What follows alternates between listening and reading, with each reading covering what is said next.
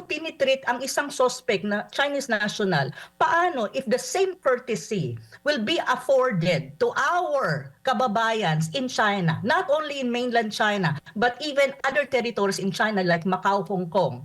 Paano na lang kung ang mga accused of crimes or suspect of crimes here in China, even in the mainland and all other territories ng China, maraming Pilipino mag-a-accuse at suspect pa lang. Gusto nyo bang bugbugin din sila ng mga authorities dito?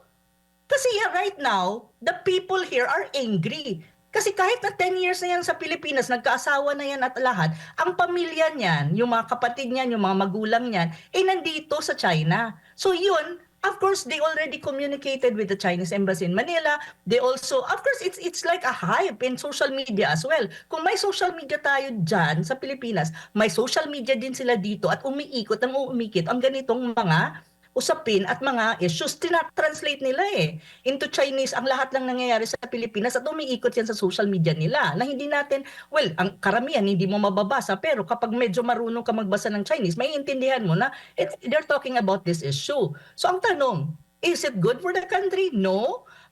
Kung there's a possibility of retaliation, it's not good for our kababayans in different parts of China and even in Hong Kong and Macau.